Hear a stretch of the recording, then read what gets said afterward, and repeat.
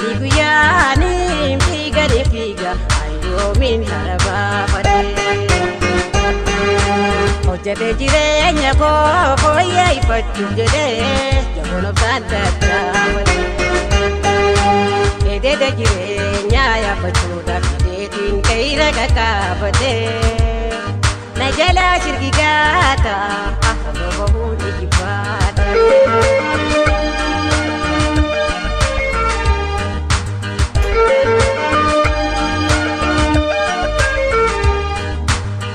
Addunyaa tana laalame odoo fi gadoonsi akkaan malmaana.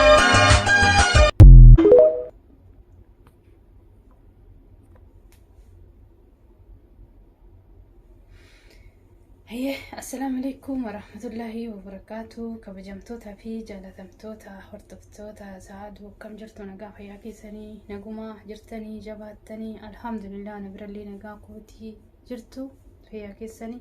Alhamdulillah inni nagaa kootiin jedha. Inna lillahi wa inna ilayhi raaji'uun. Haadha teenya kabajamtuu fi jaalatamtuu gara fuula akiraa deemti guyyaa har'aa kana. Rabbii warra jannataa rabbiin isii haa taasisu. Haadha teenya Halluu Daawwee hangaftoota artistoota jechuudha. Hedduu takka gaddisiin itti dhagahameen jira. Baay'ee na gaddisiiftee jirti. Dubartii akkana cimtee tiniin jettee hanga har'aa cimina isii san irratti jabaattee yeroo dukkanaa san keessatti jechuudha dabarsitee haala jiruu gadadoo jiruu gaddaa jiruu hamtuu hunda dabarsitee jechuudha. Ummata Oromootii fi wareegama guddaa kaffaltee jechuudha. Daandii isiin qabattee deemteerraa hedduu nama amma deemaa jiran jechuudha. Gaddaa guddaatu nutti dhagahamaa inni godhan hin jirtu. Rabbi warra jannataa isii haa godhu. Namuu bakkuma isaan deema. Biyyeen xiqqaallee guddallee ni fuuti jechuudha. Aqilli saalifnis beekallee wallaalallee achuma deema jechuudha. Yeroo tokko yeroo wanti garagaraa deemu du'atan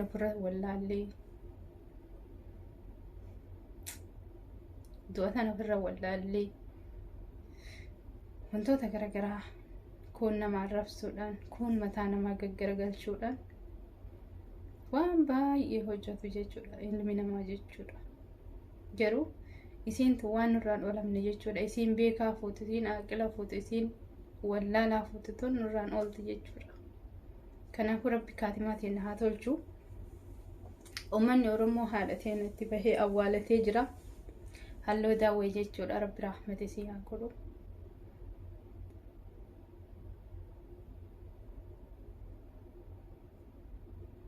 Rabbi rahmata isii haa godhuu fi baay'ee namatti dhagahama. Kanaaf umrii isiif kenne nullee faa kennu. Rabbi warra jannataa isii haa taasisu.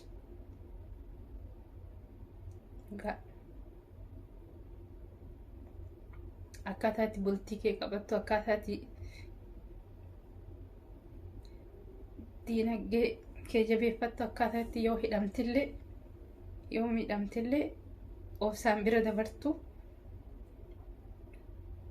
barsiifti jechuudha. Isiin walaloo isii keessatti sirba isii keessatti dhaggeeffataa yoo dhaggeeffattu haala jiruuf jireenya keessa jirtu hundaa keessatti miira keessa galeen jira. Ifa garuu bu'aa fi bahii isiin keessa dabarsite viidiyoo xiqqoo isii qabadhee dhufeen jira. Hedduu miti. YouTube chaanaliin namaa daba jechuudha. Isii kana waliin dhaggeeffanna. Kan akka seenaatti nama boojjiftu jechuudha. Yeroo bara jireenya isii keessatti wanti isheen arginu hin jiru jechuudha. Afaan Oromooti. Afaan Oromoo kana jabeessuuf jechuudha. Akkasii gootonni lafee ofii kennan har'a awwaalchisiin argatti kana kan dhaban hedduudha jechuudha. Finfinnee keessatti kan dhaban hedduudha jechuudha. Awwaalchisiin kabajaadhaan argatti kan kabajaa isiif malu guddaadha jechuudha. Kanaafuu alhamdulillah firii xaariisiisan osoo argaa jirtu deemti jechuudha. Noo maaltu nu eeggata laata? Maaltu nu eeggata? Bareeyantii maaltu nu eeggata? Akka isaanis jajjabaachuu dandeenya bara dukkanaa keessatti akkasii jajjabaatanii.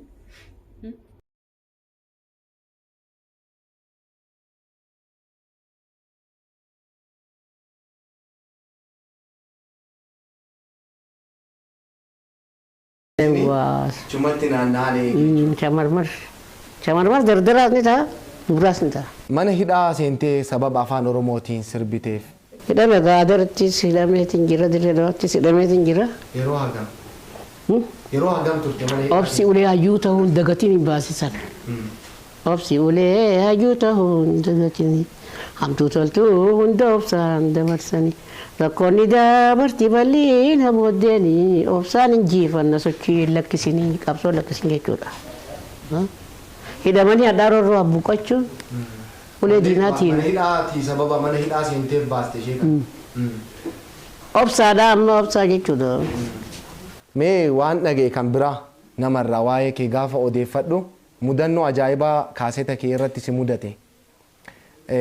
Finfinnee dhattee mana kaasetaa argite kaasetuma kee suuraa irratti gaafa argitee bitattu waan namtichi mana kaasetaa sun jedhe mi'aarra. Kaaseta naa kan jennaan galatoomii dhugaa keeti. Kaaseta naa kan jennaan kaaseta sun misa maasawiyyee lamnaan jedhe. Namni dhaga'uun jiru afaan biyya sanatti. Aboo naa kan maallaqaan sirraa bitaa qarshii 50 kan naa kan jeen gaafa san qarshii 12 bar. Atti gurguru. Afaan Oromoo waan ta'eef. Qarshii 50 sirraa bitaa naa kan jeen. Nadi deeggaa san kaaseta laaleeti anis na laalee as deebi'ee na hinaan jedhe. Biratti agguun as deebi'u. Qarshii 50 kan na dhageessisin jeen kaasetaan. Haa wallisiisuuf hin deema. Achi deebi'eeti irra kaayee dhaggeeffatee haye. Hindi belakang jeetu mah, honan jeetu. Kaaseta kan keetuma jechuun. Kejju magae ani sarman nakan jeetu kunusan. Amma foto laleen na laalee gun kutee booda jee as deebi'ee ankinis nan jee aawo hin jiru. Akkasin naa kanneen amman tana qarshii 50 achirra kaayetiin biraatiin. Qarshii 50 sirraa bitaa boruus nama biraa fideetiin dhufa dhageessini gurbaa tokkos ni ergee biratti. Ajaa'ibaa cimtuu turte akkamitti keessa dabartan maaltu si mudate immoo yeroo afaan Oromoo? Gudaleenee gallu manatti nu dhufaniiti mamratti na hidhan gaaf tokko. Afaan kun warra walisu afaan qottuu kun sirbanii qabaanan jaan. Afaan qottuu?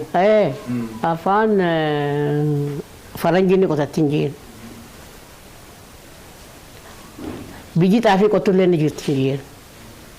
Qottuun afaan hin qabdu warra waa qotatu kana malee hin jiin. Amma ani Oromoodhaan jiin. Gaafa san bar gaafa dargiiti nama dhawan. Oromoo tam jaan. Oromoo raadiyoon keessaa dubbatu dhageessanii qophii afaan Oromoo jaanii dabarsan ganama. Sanin jee na booyee politikaan wanyuu si barsiisan jee. Isin maatu asii qophii afaan Oromoo ja'a. Asiin akkan Oromoo dhorkitanii nama gattanii jee. Namatti hin himiniiti. Ati gali naan jaanii na hidhanii. Afaan kana walleetan akkamitti bartee akkuma uummanni sabni biraatis itti bareettiin baree jeetiiti. Biraa gale. Namni baree namni tokko hin tuqan gaafa sana. Akka ammaa kanaa miti. Mee sababuma afaan Oromootiin wallee garaagaraa gadi dhiistee afaan Oromootiin sirbitu kanaaf jiruu baqaallee argiteetti halloonii odeeffannoo jedhu dhaga'e. Deemee bakka meeqaan dhaqee Jabuutiin dhaqee Soomaaliyaan dhaqee achi oguu wayyootti asiin deebi'a. Agguun as deebi'eetu qoturee sanuma. Jabuutti illee sirbee Soomaaliyaatti illee sirbee jiruun Oromoo keessa dabarte rakkoo guddoo kan keessa dabarrees rakkoo. Kan namni mana keessaa waliin gaafanne yeroo lama sadii gitaa wal dammeessan jedhanii akkatti rakkootan keessa as dabare rabbumaa beekaa rabbiif galannee haa amma wal gaggaafannee wal baruudhaaf atis ansiin galatoomfadha gama fayyaan. Halloon gama biraatiin hojii aartii keessatti sirboota baay'ee uummanni jaallatu kan onnee uummataa keessa jiru kan namni bakkeettis hoggaa hojii hojjetu weellisee hin quufne sirboota akka wal hora warra keessanii teessumni guddoon shaggarii kan jedhus baay'eetu jaallata. Wal hora warra keessanii teessumti guddoon shaggarii baabura yaabbadheen dhufaa na eegi ashaa marmarii. Amboo sirriitti daawwachaa galgala Finfinnee bulle barii kana adeemnee tarra gara Arsii baalee. Odaa maddaa walaabuu jalaa gaaddisa teenyee aadaa teenyeyyuu baranna seenaan guddoo gaafanne gammashoolee bashannanni irraa tole irraa turree shaggarii yaamne kan sochoon nu ijoolleen Finfinnee jenna. Mee kana seenaa sirba kanaa maali waa'ee wal hora warra keessanii teessumni guddoon shaggarii jettu tuni warra Habeebeetu faafaa warra Abbichuufaa warra Galaan kanaan wal qabataa laata seenaan isaa. Egaa rakkina irraa buqqaase malee wal horri uummata Oromoodha Finfinneedha. Wal horri keessan achi bayyanadhaa jechuudha. Dubbiin dubbii gaaffii Finfinnee illee of keessaa qabdi jechuudha. Ni qabdee Finfinnee bishaan Finfinnee bari kaan ilillu marra taa'u maqaa kaasan malee. Hayyee daawwattootaa fi kabajamtoota kiyyaa egaa waan seenaa argitanii seenaa halluu daawwee keessa dabartee walumaan akka daawwachaa turretti egaa waan na dhaggeeffattaniif galatoomaa isiniin jedha. Waan gaarii namni hojjete seenaan isaa akkanumatti faarfama jechuudha. Waan gaarii hojjennee addunyaa kanarra haa deemnu isiniin jedha. Addunyaa kanarra hanga turru hin beeknu. Namni itti dalagate akkanas sammuu namaa keessatti illee rabbiif illee gaafa hojjate ilmi namaa gammachuu argata jechuudha. Tullee gammachuu argata jechuudha. Gootittiin teennaa halluu daawwee wanni isiin hin dabarsin hin jiru jechuudha. Akkuma dhaggeeffattanii jirtanii anis waan argite isii dinqisiifadhuuf waan baay'ee isii jaalladhuuf natti dhagahame. Egaa duuti karaa keenna karaa isiin deemte kana namni tokkollee kan oolu hin jiru. Waan goonu hin qabnu rabbi warra rahmataa isii haa godhu. Rabbiin fuula isitti haa tolu. Lafeen isii uummata Oromootiif akkana caccabtullee rakkinni hanganaa kun isirra gahullee isiin hangarraa osoo harka hin kennin karaa fuula rabbii deemte jechuudha.